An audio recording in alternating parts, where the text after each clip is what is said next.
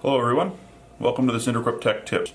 Today I'd like to share proper daily lubrication procedures for Dentalaire high-speed and low-speed handpieces. Much of this information will apply to other brands of handpieces as well.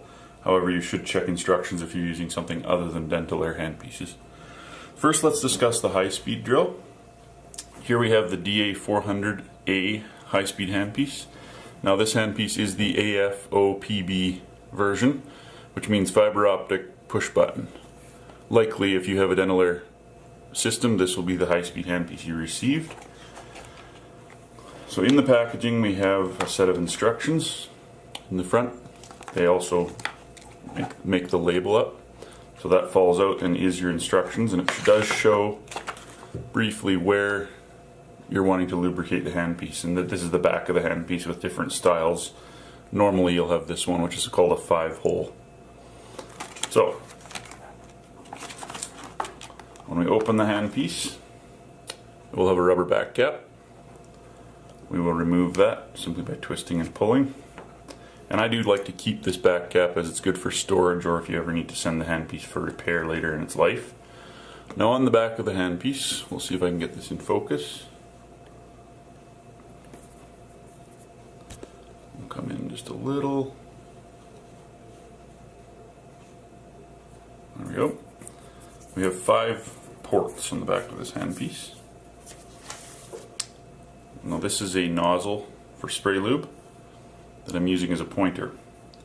This port, which is the smaller of the 2 large ports, is the drive air port, and that's where we want to apply lubrication to this handpiece.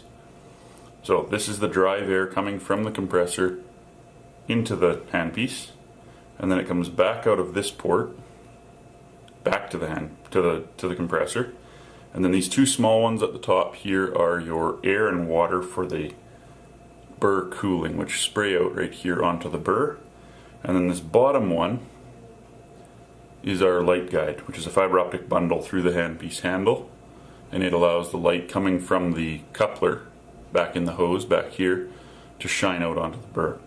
So the only one we ever put lubrication into is this smaller of the 2 large. So it's the second largest hole, and that is detailed in those instructions. Now every time we use this handpiece, we want to apply a 1-second spray, which is, it's an aerosol spray can we provide called Once a Day Spray from Dentalaire. And we want to put a 1-second spray in that handpiece after every use. And that means that if you're doing 3 dentals in a day, you would spray it in between dentals, 1 second in between every use. Beyond that, this handpiece has a push button chuck, which is right here. So we press that button firmly and the Burr comes out. Now to install a new, this is just a blank Burr for shipping, and I do suggest storing the handpiece with this Burr in it. There's 2 reasons for that. It's healthy for the chuck to have a Burr in it if it's going to be stored, say, over a weekend or for a week at a time, so that the springs aren't totally relaxed. However, it is not healthy to leave the same Burr in the chuck for weeks on end, as it can rust in. So switching between a real Burr and this one is a good excuse for changing the Burr. So to install a Burr, I like to put it in until it stops, then press the button firmly until we feel the chuck open, then slide the Burr in the rest of the way. What that does is it ensures that we know where the chuck starts, and then we push it and we feel it go all the way to the back of the chuck, so that we know that it's all the way in.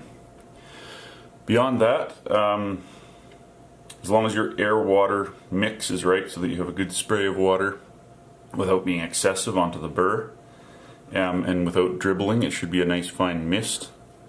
Just regular lubrication, and ensuring that we have a good seal here. This seal shouldn't get, if it gets damaged, it can be replaced very cheaply.